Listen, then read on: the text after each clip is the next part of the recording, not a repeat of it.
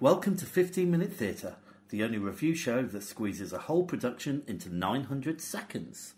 The date is the 5th of April 2018, and we've just been to see The Little Match Girl and Other Happier Tales. Open the house.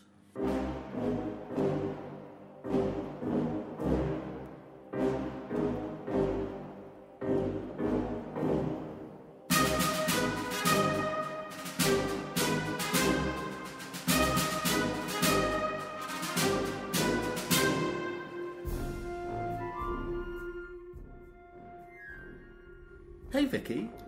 Hi James.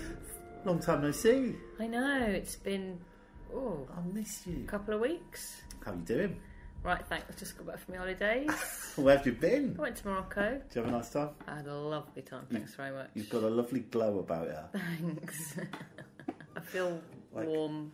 A little radioactive. Like a little weird hot person. Anyway, should we get down to business? Sure thing. So we went to the theatre tonight. We did go to the theatre tonight. A rare treat. Yeah, we went to see The Little Match Girl and Other Happier Tales. Should we just call it The Little Match Girl? Yeah, I think so. That's best. Great.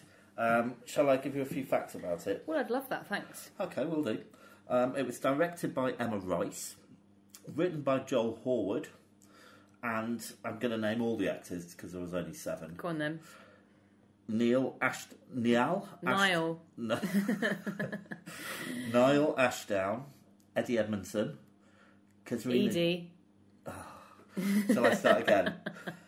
No, I quite like this. Carry on. Edie Edmondson, Yeah. Katharina James, Guy Hughes, Katie Owen, Carl Queensberg, and Elizabeth Westcott. Can you not read your own writing? No, I can't. And it's running until the 21st of April 2018. Okie dokes. And it's at the San Wanamaker Theatre At the Globe. at the Globe. Waha. Right, do you want to give us a bit of a synopsis? So it's based around some Hans Christian Andersen fairy tales. So there's the story of the Little Match Girl. Then they also include the story of Thumbelina. I would do the song. I can't remember how it goes.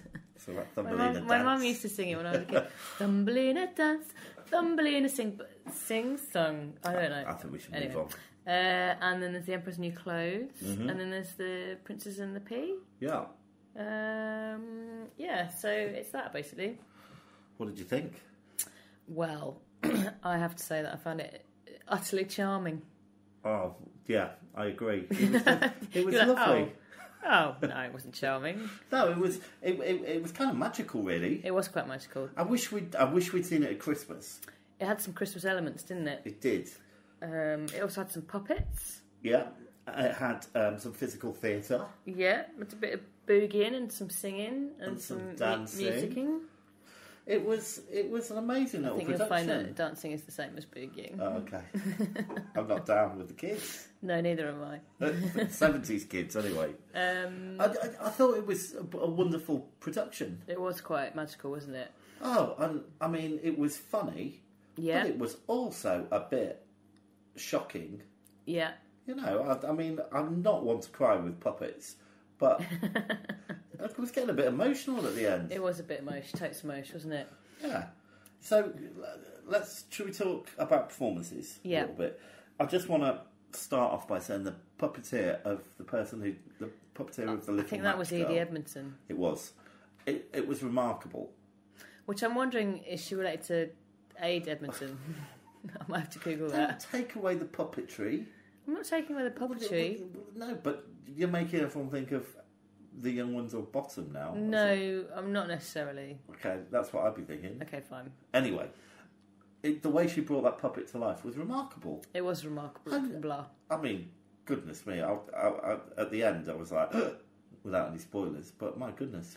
There were a few. Well, I mean, if you're familiar with Hans Christian Andersen, I think you sort of know that it doesn't always end well. You're quite familiar with Hans Christian Andersen. Well, I aren't you? had a book when I was a child. No, but you've been learning all about him. I've been reading the programme. I've been reading by his timeline. He was bisexual. He which was? is a little known fact, but it's probably very well known, but I've only just found it out. Anything else? Yeah, he wrote some books. Write this down at home. Yeah. Historical facts. Here you go. Was something else I was going to say, but I forgot what it was now. Carry on with your questioning and we'll see where we get. Okay, so should we talk a little bit about the stories before we get into the actors? Sure. What did you think of it? How it was all laid out on the stories themselves? So it was laid out in that a guy was telling the little match girl the stories. Yeah, do you remember his name? The main dude. Shut-Eye. Eli Shut-Eye? Ole Shut-Eye. Yeah. Yeah. And yeah, every time they lit a match, it was another story. Yeah. So it started, like the first act was basically Thumbelina. Yeah. And again, it was just really well done. And obviously everybody played all the parts. They did play all the parts. I don't know why you say it like that, but they played all the parts. Played all the parts. Yeah. But they were very varied. I mean, they were. I don't think there was a weak performer in them. Well, it's funny you should say that. Oh. One of them, I felt her accent. She was doing different accents, but they all came back to being the same accent. Okay. So I think there was supposedly a West Indian accent that became Welsh. Then there was a Liverpudlian accent which became Welsh. So that was my only criticism of the whole performance, really. Yeah. Which is not that bad. But her performance was great. Yeah, she was good. Yeah. Wow. I just picked up on it. Yeah. No, unless they were all supposed to be Welsh. And no, I don't think they were. No. Okay. Yeah, and the stories moved along at a really good pace. The use of puppetry was brilliant. And there's just funny moments, like when they were... Is it Beatles? When they were being the Beatles, not letting her into the town or something. They were like Mexican Beatles. Yeah. That was funny. And then, so the guy, Niall Ashdown, who has been on the telly, I recognised him. Okay. He did a lot of ad-libbing, didn't he? He did.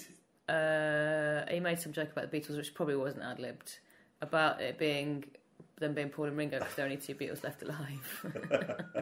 It's very good. It was hilarious. Yeah, I mean, I loved it from start to finish, really. There was really good audience participation as well, wasn't there? Yeah, yeah. They sort of got people involved. They certainly did. Quite heavily. Let's talk a little bit about the music. Yeah. So there was a band. There were three chaps. And also one of the performers. Two of the performers played. Oh, yeah. One of them played the violin and the whistle with a thing in the middle. Yeah, and another played the squeeze box. The squeeze box. Accordion. Yeah. But brilliant. All original songs. I thought the songs were good. Oh, don't forget the maracas. There were some maracas in it. They were the Beatles again, weren't they? Yeah. Oh. But yeah, I really like the songs. Yeah. They weren't like the most tuneful songs in the world, but... There was a lot of rhyming, wasn't there? Well, it was all in rhyme, wasn't it? Yeah, pretty much. I want to say iambic pentameter, but it wasn't. No, well, it's not Shakespeare. Though he did a little bit of Shakespeare, didn't he? Did a bit of Shakespeare. Yeah. Brilliant. All right. Brilliant.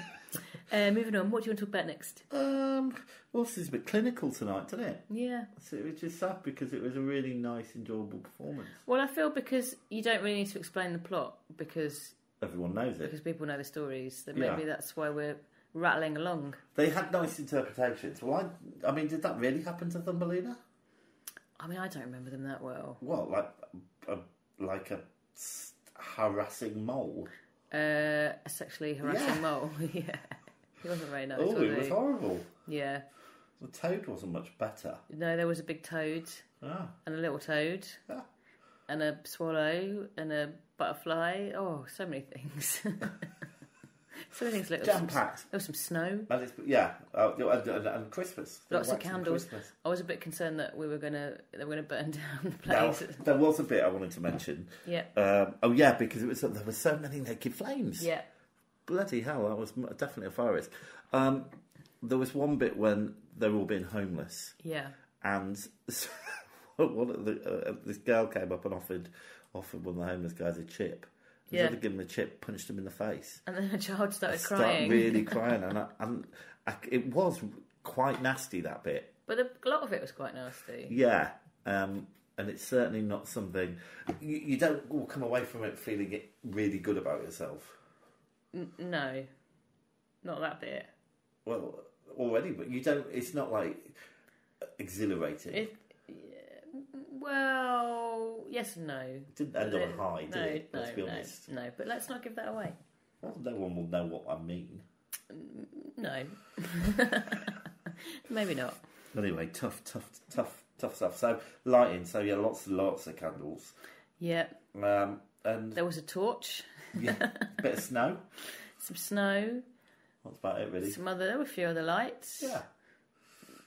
Yeah. And yeah, it was brilliant. I think that because of the way that theatre is, there's only so much you can do with that stage with set and technical stuff. Well, it's also a touring production, isn't it? So they must be used to kind of doing it in different spaces. It's a co-production between the Bristol Old Vic and Shakespeare's Globe. Yeah. All right then. Well, tell me, what was your standout moment? Oh gosh. I really, when the two Beatle guys came on, that was hilarious. Yeah. There were other bits. Some bits were really funny, weren't they?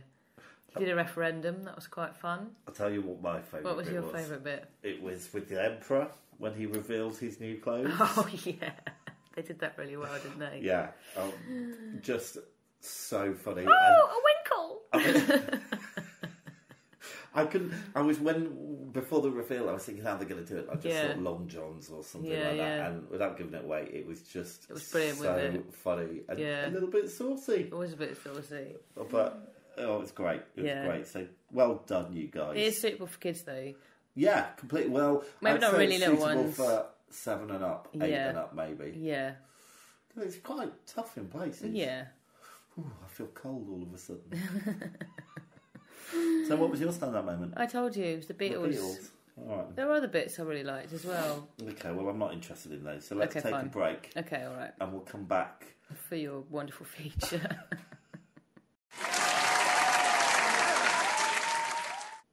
Let's do the feature. Go on then. Comfort clock. The comfort clock, this fantastic visual feature that works really well in a podcast. Well, I like the water feature, and you made us ditch it. Well, because we're not encouraging single-use plastic. Right, fine. So let's keep going with the comfort clock. Let's do it. Go on then. If anyone's got any ideas about what we can do, please write in. Yeah. You seem really depressed, but this is your idea. Well, so was the water one. We're spending as much time on the comfort clock as we are on talking about the performances. How comfortable were you? It's not the most comfortable theatre. No, but we have really nice seats. Yeah, you sort of need to be careful where you choose your seats. If you're against a wall, you're all right. Yeah, and I don't think it works if you're too high up. No. Luckily, we were right on the ground level. We had great seats. So, because of the great seats, and I'm going to give it an 8. I'd give it a 7. So that's 7:30. 7:30. So for all of you that can't see the comfort clock, James has drawn some arrows on it, pointing at 7:30. 7:30ish. Yeah. Yeah. There we go. So that's our comfort clock. Okay. We're still continuing to work on that feature. Yeah, we certainly are. Right, should we score it? Yeah, let's do it. Okay. All right, who wants to go first? Well, you're writing yours down, so you go first. He's so protective over your scores. Because I don't want you to be influenced by my scores. I'm not going to be influenced by your scores. I've got my own brain. Come on, then. Okay. All right, so I'm going to... He's still hiding the scores from me. All right, performances. I'm going to give it a 9. I'm going to give it a 9. Oh, great.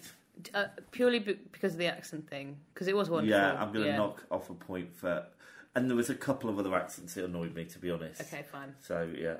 Right, what are you going to give it for staging, technical? Technical's a bit difficult because... Well, focus on the staging. I thought the staging was really well done. I like the way they used the stage. Yeah. I'm going to give it a 9. Yeah, me too. Oh. Okay, narrative, plot, music. I'm going to give it an 8. I thought it kind of dipped bits and pieces. Bits and pieces? Bits and pieces. Bits and bobs. Sorry, I'm choking. I'm trying to breathe. So I'm going to give it an 8. I'm going to give it a 9. Okay. Ooh, good marking. Yep. Originality. Well, even though the stories are not original, I think it was a very original piece. I'm going to give it a 10. Wow. Yeah, I think it's great. They did it so well. I thought it was brilliant. I've given it a 9. Okay. Okay, and was it worth it? 10. 10 from me as well. Oh, high scores. Oh, my Lord. These are high scores, Vicky. Yeah. Right, listen, while I work this out, Yeah. do you want to tell the listener what we're going to see next? Do you know what? I can't remember what we're seeing next. I'm going to have to go into my calendar, so bear with me, listeners. This may take me a moment. What are we seeing next, Jim Bobs? Do you remember?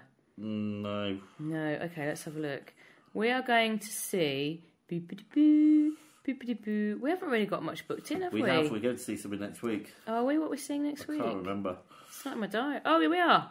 We are going to see Correct Assembly at the Royal Court Theatre, which I can't remember anything about it. But that's not a bad thing, because I quite like a surprise. So that's going to be fun for everyone. Great. Right, I think I've done the scoring right. Yeah. I'm pretty sure I have. Okay. So it gets a rating of 4.6. That's good. So where does that place it on our Plays it pretty table high. of leagues? Joint third with Network. Wow. Well, Network would have been higher if you'd have liked it as much as I did. You must have marked that really high. I'd love Network. I thought it was brilliant. Wow, that is pretty good. God, we're only a couple of marks. It's very close up at the top. Yeah. But It's funny. Oh no, I'm not going to go into our scoring methods. I think they work. Yeah. It's quite nice that it's right next to Romantics Anonymous, which was also at the... Also directed by Emma Rice at the Sam Wanamaker Playhouse. Oh, was it? Yeah. Oh, well, top marks to you, Emma. Well done. Yeah, I think she's leaving. Oh, bye, Emma. Thanks for coming. See ya.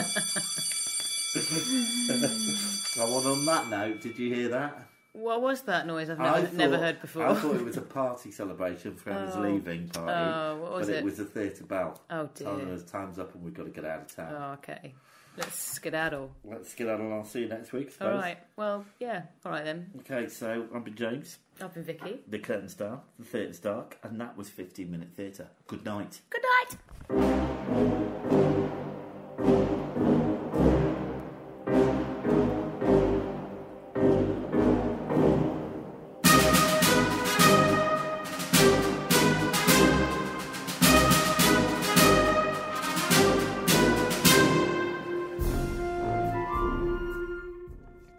If you're brave enough to have your theatre production reviewed, please contact us at 15minutetheatre@gmail.com.